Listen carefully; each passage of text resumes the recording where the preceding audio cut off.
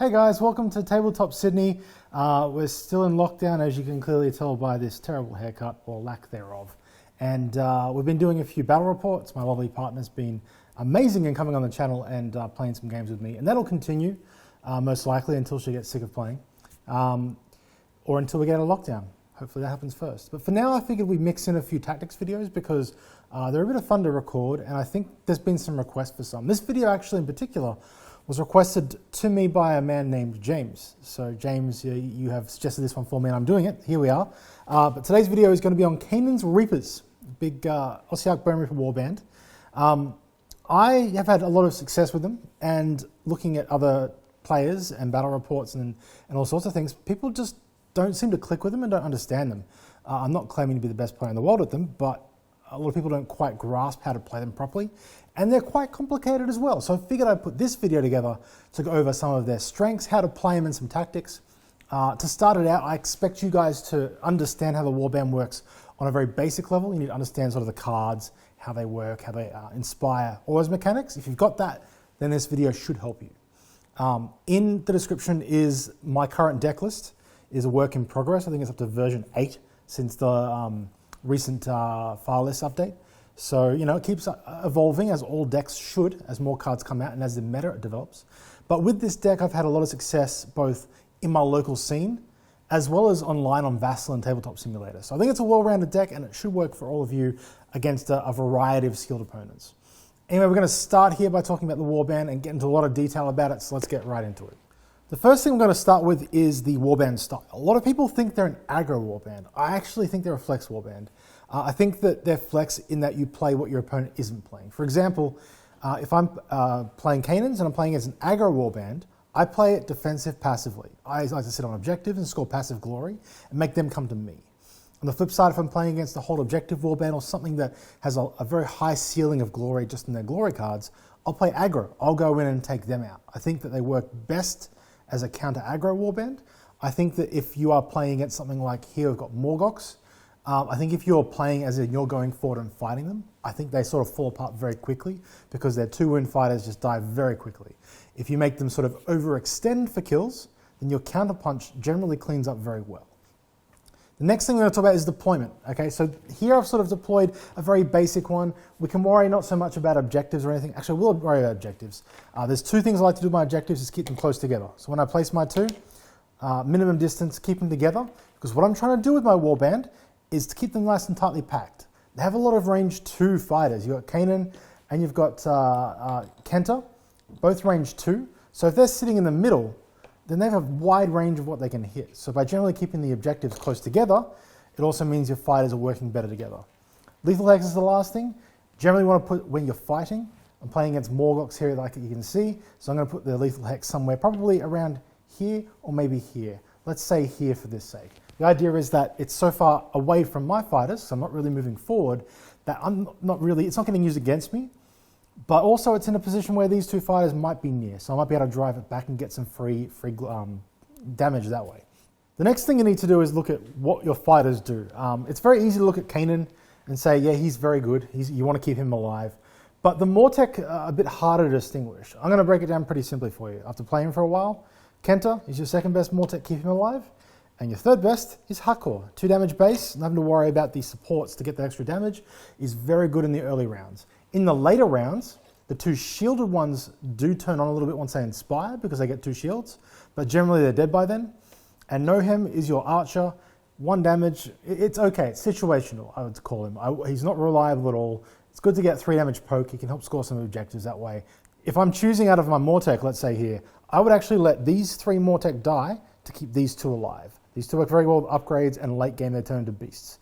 So that's just how I play it at least. And so when thinking about the deployment then, we're going to look at this board here. Generally when you're playing against an aggro warband, you kind of know where they're deploying. I've placed the Morgox Crushers down first, but they're always going to deploy on the 3 hexes or 4 hexes closest to you. So we know where they're going. For me it's simple. I like to keep Kenta safe at the back. He's very important. If you lose Kainan, you need him to inspire. Also, there's a few cards that work off him. Also, he's just great. Okay, keep him safe at the back. And then I generally like to keep Hakor close to the back, but also centered as well. I don't want him getting charged first. I want him to counter charge. Then you've got some squares here that you need to think about. Okay, well, you have 7 spaces. This board, by the way, is one I love using. I recommend using this all the time if you get to choose a deployment, especially if you do 4 hex offset. It's very strong. Let's say straight on here. In this, you can leave 1 hex blank. Now you've got this fighter here, can make a charge to here. This one can make a charge to here. Actually, and that's it. So you leave one of these 2 blank, and one of those fighters isn't getting an attack. So generally what I would do here is I place Karu, who's slightly better than Senna. Okay, so you've got these 2, they're very similar. Just remember the one with the mace is a little bit better. I put him back here, nice and safe. I put Senna probably either at the front here and know him here, or I'd flip him around. Something like this. Either way, doesn't matter. For this sake, we'll put Senna at the front there, just because he's got a shield. I don't know, doesn't matter too much. They're both going to die eventually. And then Kainan can come back here. That's a pretty solid setup for what I'd be looking to play here. The alternative is to do this and put Kainan in the middle there. It's fine as well. Keeping Kainan centered is fine. This fighter here, in this case, isn't getting a good charge off. But what I don't like about this is you've got 2 fighters that can charge Kainan if they both hit, and then there's some stuff that could happen here that could be bad. Let's keep Kainan there. Morgok might charge here, get a kill. This guy might charge and hit Kainan, but really his first turn's negated, and it gives you time to work up. So generally with deployment, keep your good fighters, good Mortek at the back. That's these 2. That's Kenta and Hakor. Keep Kainan in a spot where he's not getting ganged up on, but he can be at the front. He can take a hit. And the other 3 Mortek you kind of want to keep safe if you can, but if there's a Mortek to die, make sure they're the ones that get hit first. So that's deployment. That's basically fighter stuff. Let's move on to the next subject. Next, we're going to talk a bit about positioning and activations. So positioning-wise, what I've found with the Warband is they work best as a, for lack of a better word, death ball. Stick them together. It's for this exact reason that I actually don't run as an objective. It's Pride of the Emissary something. Great with names. That objective is put your leader on an objective in enemy territory for a surge. And for a surge, that's pretty easy to score. What I found with that, though, was that, let's say if we look at this board here, when I played that, I could get Kainan 1 hex in, maybe even make a charge, do some damage. He'd get there very easily, but what would end up happening is sort of these fighters would all move into my territory. And then Kainan's in the middle of no man land here, and we have the Mortek getting ganged up on. I think that objective is a bit of a bait. I think that it ends up forcing you into a bad position. So yeah, you're getting an easy glory, but you're sacrificing your game plan to get that glory. I don't think that's great. What I generally want to do if I look at this board here is I want to end up in a position similar to sort of like this. Let's say we put a Mortek sort of on these objectives here, maybe even Kainan back here like this. You could even throw Hackle, like something like really close like this. There's lots of alternative ways to set it up. But basically the idea is you want Kenta at the behind a row of Mortek. He's very useful, and we'll get into that in a second.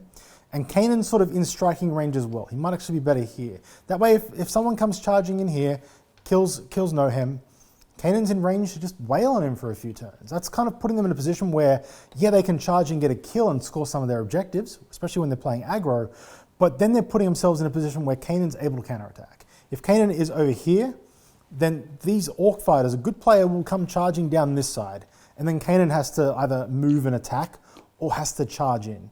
So generally keeping Kainan centered on the board, keeping him in range of your Mortex will work best. The other reason I put the 2 objectives here is if you look at my deck, there's a few objectives that are there to hold objectives. Hidden Purpose, for example. So if you've got 2 close together, you keep this alive, he might kill Nohem, but then you can, guess what? You can just counter charge back on with someone like Hakor, and you're doing multiple things at once. The next thing people tend to get wrong is how to activate your Warband, especially during charges. A lot of people do a lot of double moves, for example, or triple moves, or move all 5 of their Mortex in one activation. And I see a lot of it without rhyme or reason.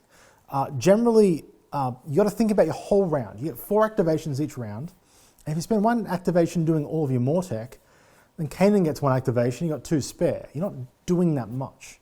So generally, I like to look for really clever ways to activate my Mortek. For example, so let's say Morgok comes charging in here. Let's say even kills Senna. What would you do here? I see a lot of players do like a huge charge. They'll charge in Hakor, and then they'll throw Nohem in, and then Karu will come over, and they just have everyone surrounding him. And like, it looks great, you get all the supports for that 1 attack, but then these guys have all charged and moved, and then like Kainan's not doing anything, and like, let's say there's a charge over here or something, and they kill Hakor. You're just not in a great position here. I don't feel, at least. You also leave this objective open. There's not much going on. So let's look at a different way. Let's say you're trying to score objectives here.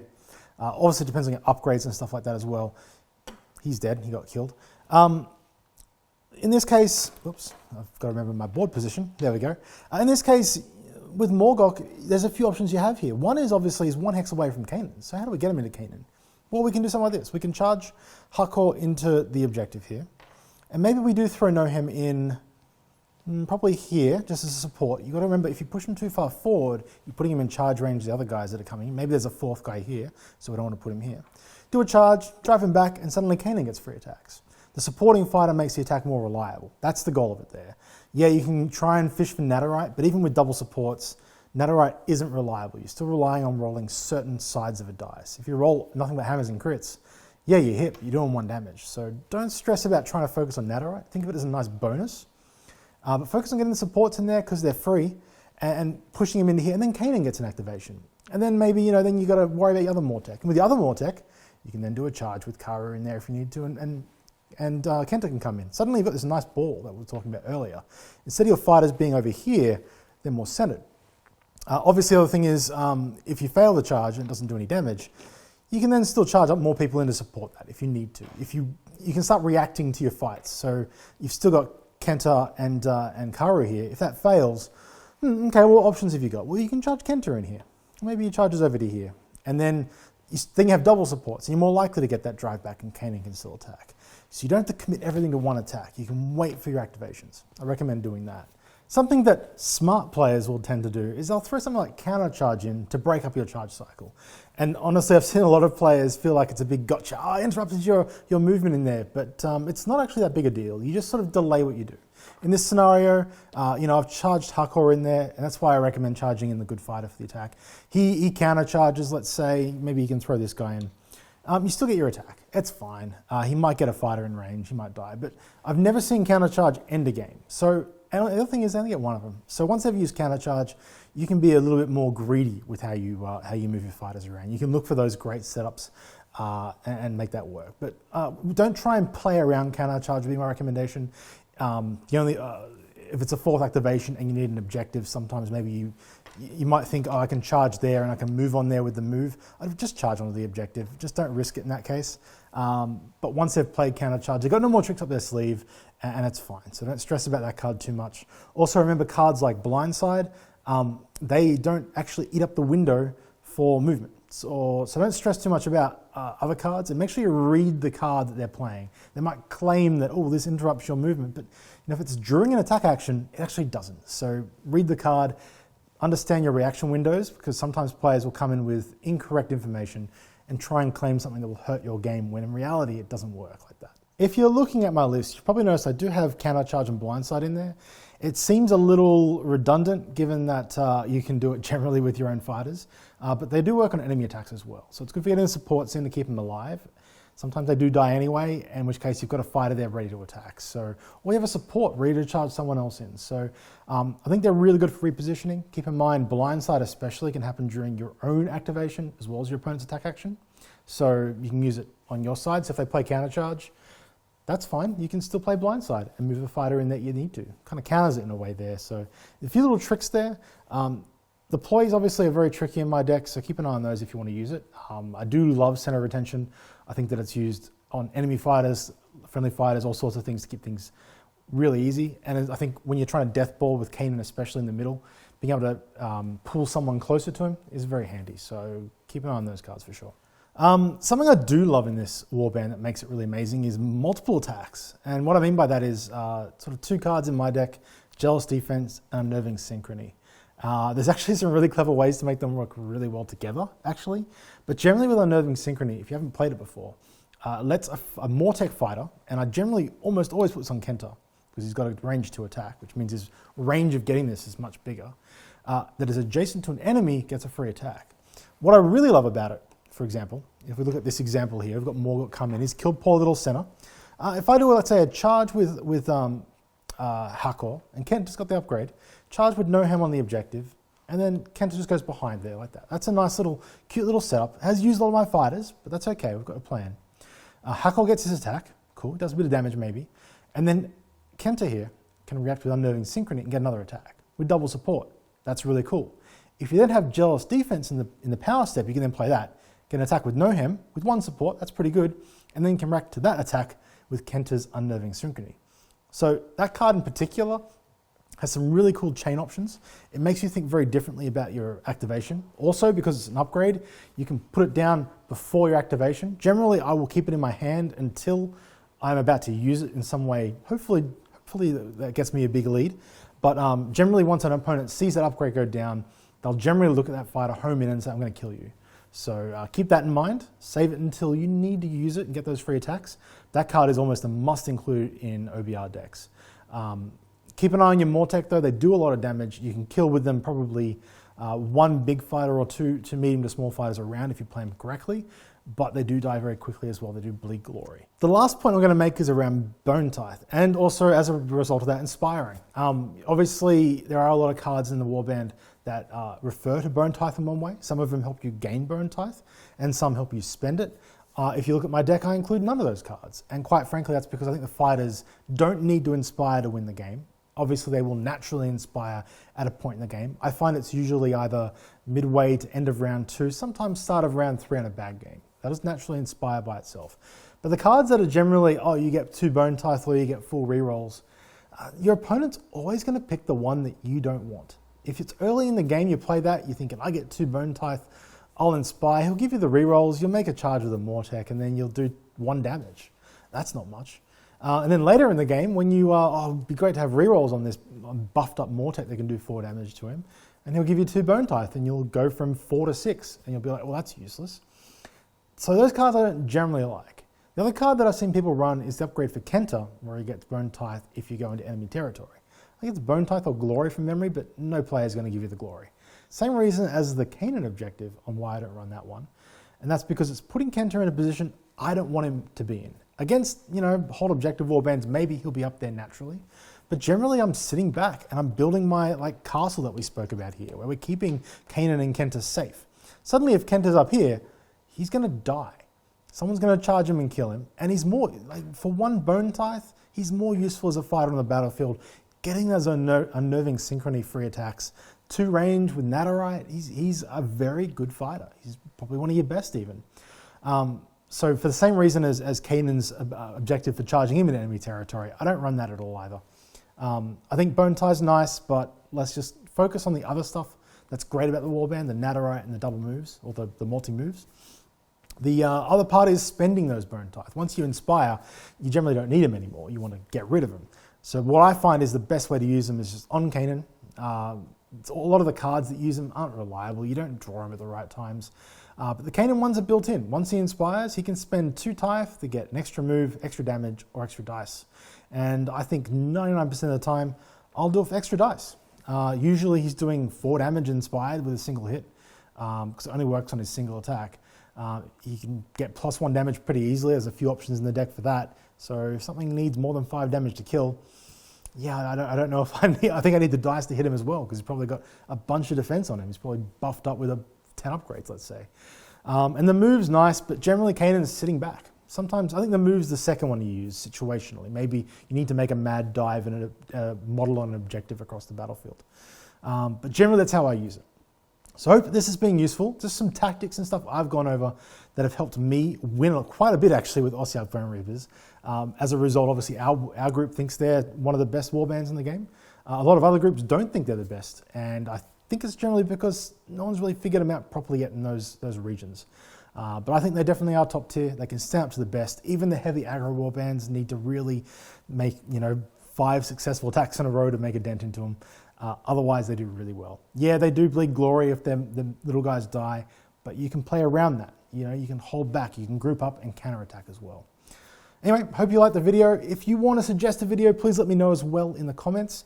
This video was suggested by a viewer, so without him suggesting it, we wouldn't be doing this here. So throw your suggestions in there, and if there's a cool one that I'm like, oh, that's a great idea, I'll jump on that. Other than that, guys, thank you for watching. Next video will be Battle Report, so back to that soon, and we'll see you later. Bye-bye.